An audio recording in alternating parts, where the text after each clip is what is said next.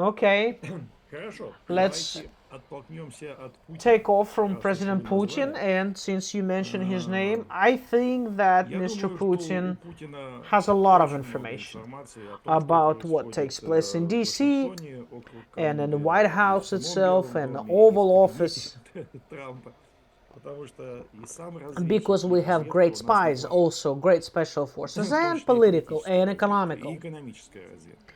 And И тем не nevertheless, менее, he does not он не refuse отказывается from the от perspective of having an перспективы agreement with Trump, договориться с Трампом.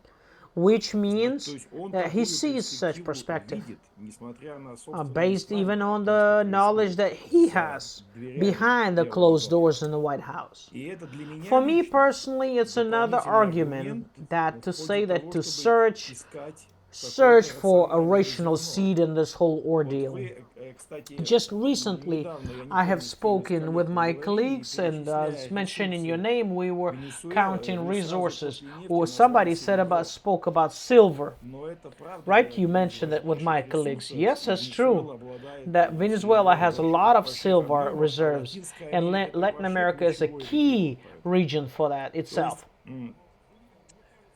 но вы, But I мне think кажется, вы you не have назвали not главный аргумент mentioned the very венесуэльский main кейс. argument. That's not oil. Это I не нефть, я 100% agree. согласен. That's China. Это Китай. Because Потому Trump что, Трамп это announced it провозглашал officially and официально и publicly, публично. I Я не will not допущу, allow чтобы China Китай to get a получил dominating доминирующее influence влияние in our в западном Western полушарии, а hemisphere влияние Китая and the в Южной influence of Америке, в Центральной China Америке in it's близко к close to доминирующему. dominating, Есть некоторые where страны, где Chinese инвестиции investments Китая cover up перекрывают Americans американские на 10 years 10 лет ahead. вперед. And then А also это еще depending on зависимость through через the кредиты. credits. And А ведь China Китай always всегда еще does the занимается infrastructure. инфраструктурой, They invest вкладывается в money into инфраструктуру, infrastructure. Let's вспоминая think about Panama Panama Canal. Channel. То есть, если мы еще вот If этот we аргумент talk about добавим. this argument, А the вот, next thing, вот Larry, I am я always всегда on the сторонник, side of the being сторонник objective. объективности. Конечно, я на Of все course, I смотрю look at из everything России. from Russia. Вот, и меня интересует прежде Definitely, всего Russia Россия. is number one. Вот я даже не I переживаю за, don't worry about America. честно сказать. I am За worried, Россию or I have my переживаю, поэтому concerns внимательно слежу за for ней. Russia. Но вот But in в полемике с discussion моими here with коллегами my здесь colleagues here, I spoke to them. я I им told them говорил, that how many сколько раз times за for the последние last 11 years, 11 лет, starting from начиная с 2014, 2014 года, очень high and высокопоставленные и famous известные people люди in в Russia, России, not the very конечно, не first level, первого not the уровня, не president, not президент, Lavrov, не Лавров, but но a bit очень lower. высокопоставленные люди, How many сколько times раз have they они said the произносили phrase, фразу oh, «Ах так, давайте we're gonna ракеты take the Венесуэле rockets поставим». and place them in Venezuela? Средней дальности, Medium range strategical стратегические, weapons. типа, что там с Венесуэлой Let's мы put them in договорились, Nicaragua. Никарагуа поставим. And I told them, well, you А я им think говорю, вы что they думаете, вообще don't никто не read читает those эти speeches заявления? like that? Do you really think Это если Americans don't know брать what опять you say? рациональные основания. А разве не могут Maybe American американские военные military хорошие personnel, военные, good, we're talking хорошие about good, not the журналисты с journalists, портфелем, good militaries, хорошие военные, don't, разве can't они they не могут suppose предполагать опасность со and стороны calculate the danger from Кубы, Venezuela, Венесуэлы, Cuba, and Никарагуа, Nicaragua как вот sides? этих This is самых the плацдармов platforms for those рядом с rockets. собой? How many Мы сколько times раз were you говорили в saying наших in you being эфирах, online, comparing the сравнивая, speaking говоря about про Ukraine and Украину, others, how как Америка America посмотрит на то, что would мы в Мексике account свои if военные Russia базы сделаем puts боеголовки. their Ну вот rockets in Никарагуа и Mexico, and Кубе Nicaragua недалеко is от not far Мексики. away. Поэтому если вот все So это if you put it вместе all брать, together, I я see there's вижу a основания для foundation такого for рода such действий в Венесуэле. activity in Ну и к тому Venezuela. же есть очень важный And аспект. there's an important aspect Ведь that from the с very самого начала ты beginning сказала, в you were операции speaking по about смене how the режима, regime was changed, а but режим nobody никто не changed менял. it. У власти в The Венесуэле same чекисты. people are in Чекисты. power. Правительство Maduro's Мадуро government is in сейчас у power. власти в Венесуэле. Nothing has Никакой режим changed. не сменен. Military Военная операция operation, military военного контингента personnel в is not Венесуэле in нет. Venezuela. Я So даже не I'm not исключаю, taking что out там of больше account that ничего не nothing would будет. take Все place, that закончилось. Maduro was украли, и stolen, все I mean закончилось. kidnapped. That's it, the end of the story. Поэтому вот я все-таки стараюсь So I'm видеть trying to see the рациональное rational начало, и в beginning, and этом in смысле this я его point of view, I направляю. find it, I can justify that. Yeah, well, actually, to that point, again, this is the irrationality of Trump's decision with respect to Venezuela. Uh, the government, the vice president has now become the president. Delcy Rodriguez is her name. Uh, the military, Venezuelan army and air force, they're intact. The Chavista militias are still armed and moving around the country. And the U.S. State Department on Saturday issued a warning to Americans: stay out of Venezuela. It's too dangerous. And there are Да, reports, да. yeah, and there are reports that there are gangs moving, going to, stopping people on the street. Anybody that's got has an American passport is going to be taken into custody, kidnapped, and held. So you got to step back and say, okay, what exactly did we accomplish by grabbing Maduro?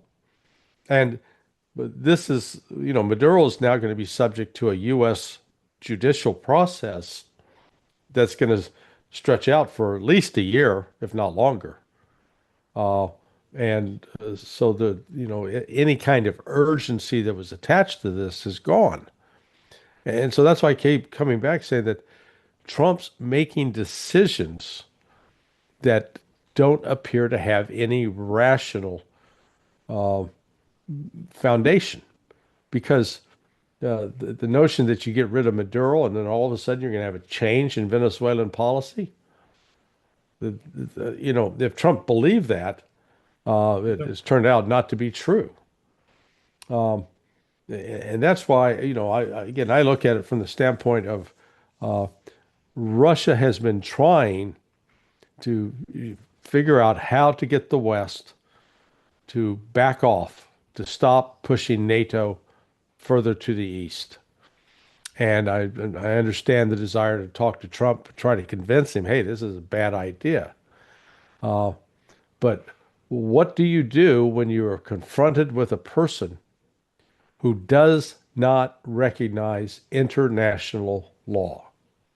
And what I mean by that is, let's go back to the Magna Carta that was signed in 1215 uh, when the nobles of England pressured King John to say, hey, there are limits to what you can do. You can't just do whatever you want. You have to act within certain, you have to protect our property, for example. You can't just arrest us because you don't like us or like our opinion. And so creating creating rules to live by, if you will, or laws that are mutually respected does mean that there is the government's not all powerful. But when you get to a situation where it is the president or the dictator, when someone like Donald Trump decides, I can do whatever I want and nobody can stop me, then that destroys any kind. You no longer can predict. I mean, one of the reasons you want to have international laws is Ну to да. predict what's going to happen. That this can't happen because that's illegal. Now that's off the table. Anything can happen. That's the danger. And um, we've seen with the United States at walking away from the anti-ballistic missile treaty agreement with Russia, the, Donald Trump walking away from the intermediate nuclear forces treaty with Russia, and now with New START coming to an end to control nuclear weapons, President Putin said, "Hey, let's talk. Let's continue this," and the Trump White House is basically, "Niet, niet." Ну, He он, does правда, say, говорит при этом, что let пусть let it давай rot. мы We'll подпишем sign другое, another которое one, a будет better еще one. лучше, But we see and но мы при understand этом that понимаем, what he что он means имеет в by that, виду, because ведь Trump Трамп has уже давно говорит о том, Russia что Россия для подписания to новых sign соглашений new по treaties ограничению on the контроля control of за the nuclear ядерным weapons. оружием They должна have to привести bring с собой China. Китай. Russia has to come with China, which Russia says, well, if you want it, you go talk to China. And China doesn't want to talk to America because there is no equal relationship. So Trump would probably insist that it would be a three-party treaty. Or let it be multi-party, multi-side agreement. And we see that today, that two-side a new agreement on the control of the nuclear weapons from US and Russia. It's not relevant in the world today because there are others, official public nuclear states, and we have to count them in. But in 2021, Russia offered the treaty, those nuclear states, they signed about not using nuclear weapons. And I understand why they signed it then. That's Russia. From Russia, it was a promise. From Biden, so it was more or less a guarantee. But it was signed. But now it's not relevant. We have India, we have Pakistan, we have Israel, that they need to make their nuclear weapons official. And we need to push Israel to do so. So I think that is in true, it's the next story that you say that with a reason that Trump must understand. I think he does understand. He spoke about it many times that NATO's movement to the east is the reason of what we have. But its concentration on a Western Hemisphere is announced as his interest in Europe, in Eastern Europe, more, let's speak in Ukraine, it goes down. He said, I don't care, I don't have any interest what takes place there. He is curious about Greenland and others, but not Ukraine. And I think that our calculations also in that way, that not just once, but many times, both Putin and Xi Jinping were speaking about in core of the Eurasia safety, that on a Eurasia land should not be any military presence of the third countries. And that's only one country we speak about, United States. I never thought it would be like an offer, maybe. Donald, listen, take all your toys and take them to your Western Hemisphere. And it's our land. No, you cannot do it in a snap of a fingers. Of course military would be against it. They have families there living right next to the bases. Of course deep state will go against it. But in principle, it's a rational divorce. And towards the de-escalation, minimizing the conflict. If Trump...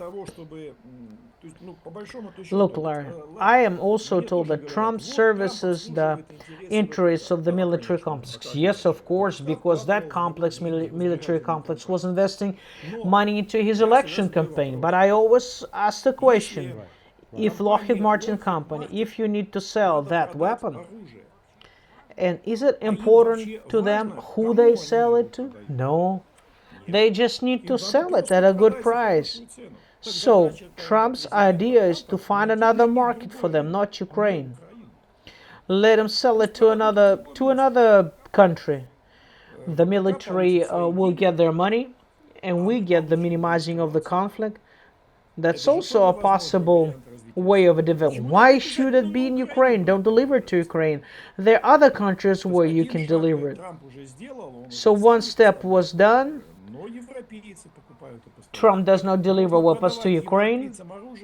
Okay, sell it to Europeans without the right to give it to the third countries. That's it.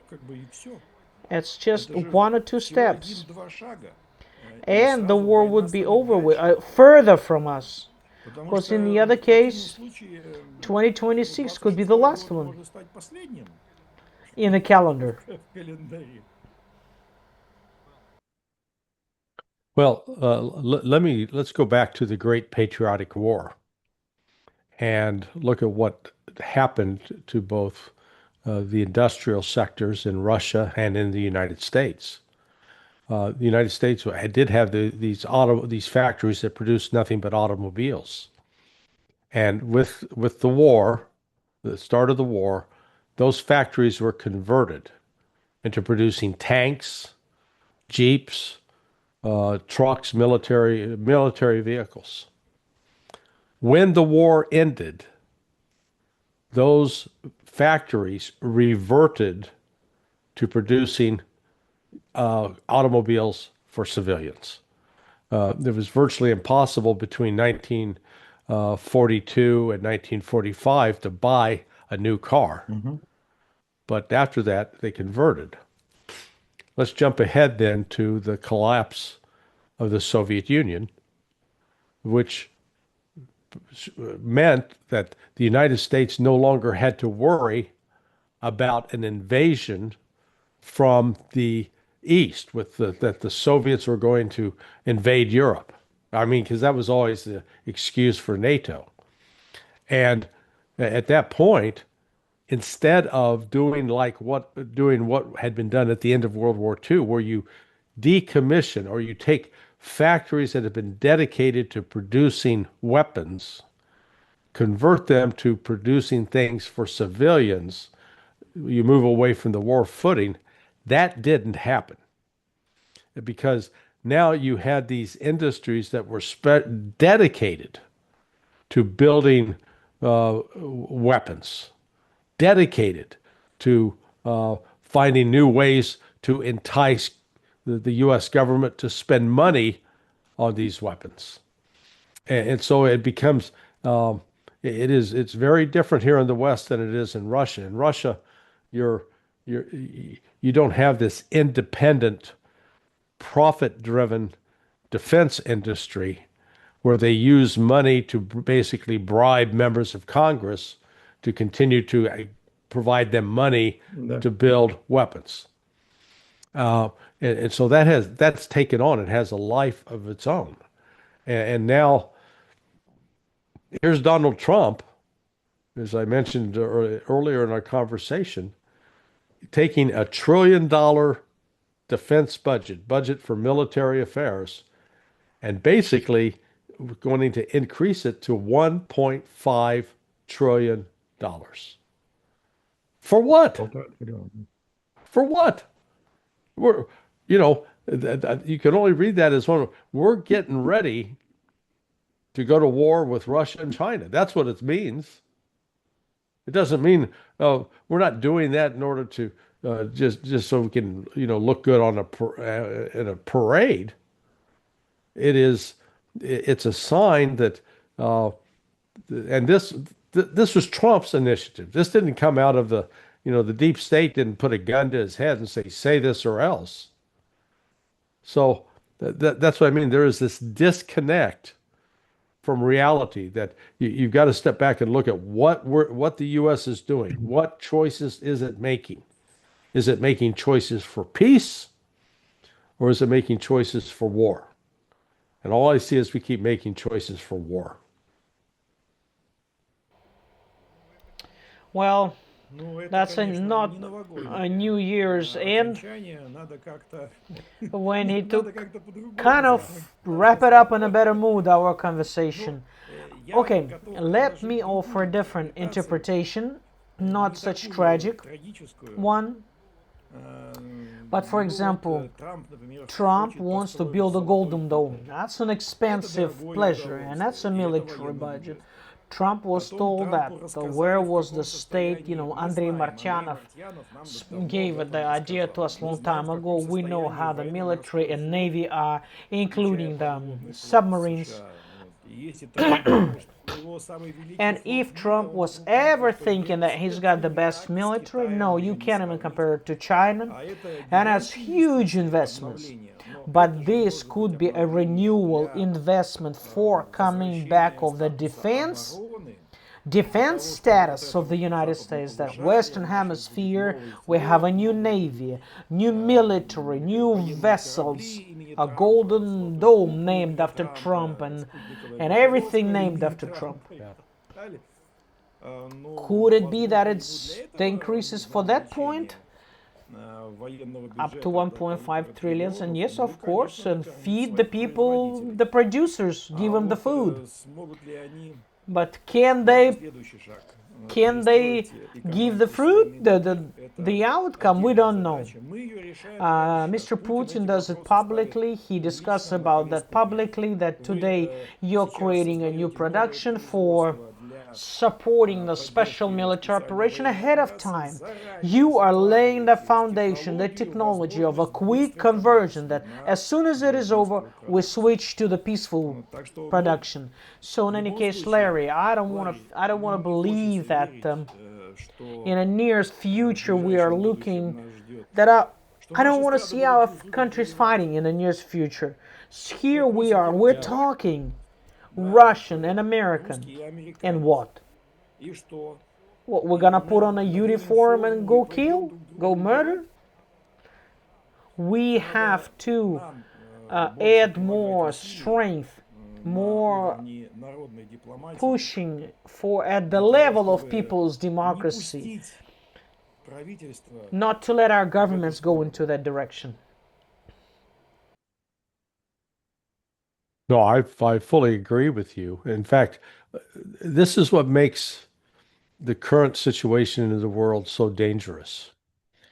In the West, in Europe, and the United States, there is a dramatic disconnect between what, if you went out and took a poll, asked the average voter, what do you want?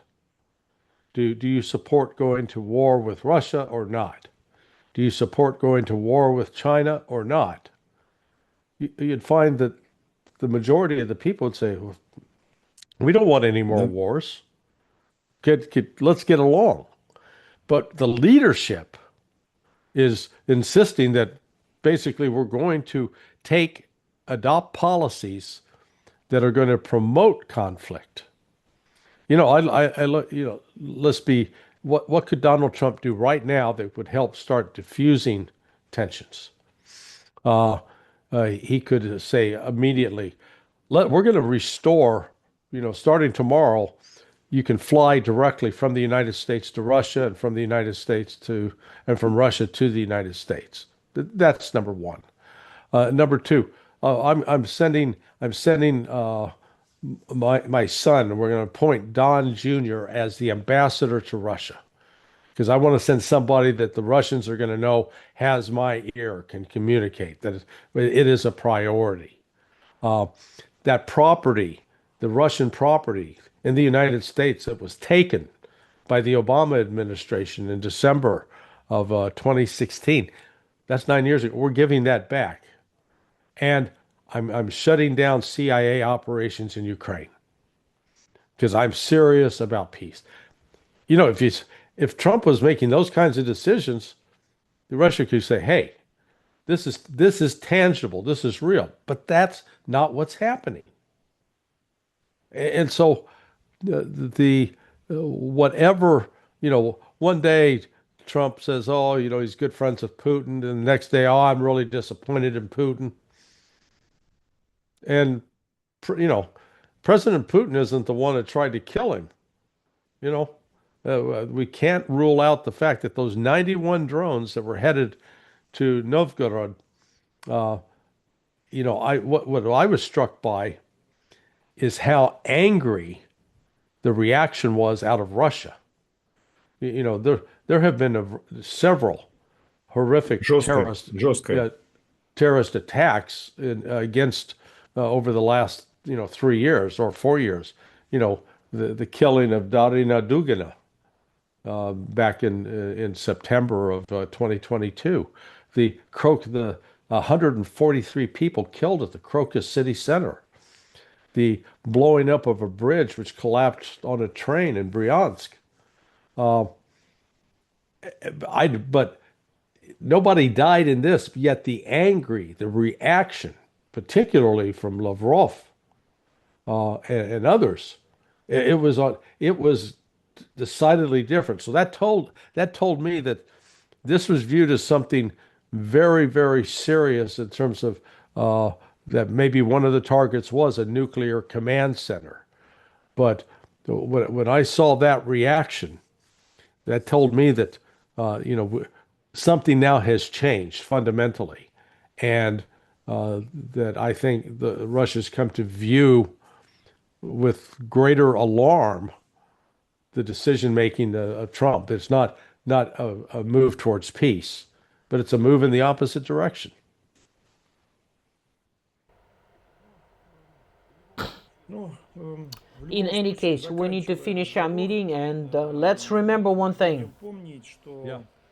that и today, сегодня, as we вот в тот speak, день, когда мы the Ministry of Foreign разговаривали, Affairs, министр Lavrov, иностранных is дел still по-прежнему confirming that the door утверждает, что for дверь для negotiations is переговоров not не closed. закрыта Соединенными Штатами, в отличие Europe от has Европы. closed the doors, United States Россия did not. по-прежнему к Russia этим is ready переговорам for such готова, meetings. готова к They're ready деэскалации to и к put the нормализации отношений. relationship on a normal А, base. If it Если не doesn't получается work надеяться to на hope for Трампа, Trump, будем maybe надеяться we на need to Путина. hope Он for человек Putin. надежный, His и его honest честное word слово keeps and costs a lot очень costs a дорого. lot. There's a Это weight to that все word. знают.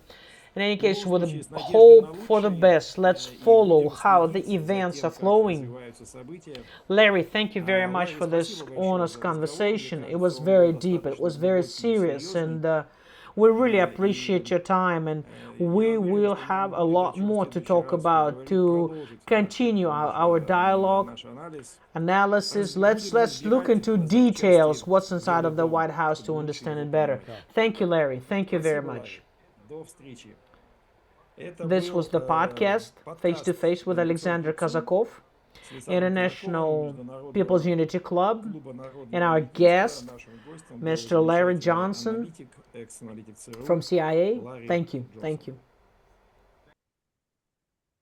Thank you, my friend. If it's left up to you and me, we'd have world peace.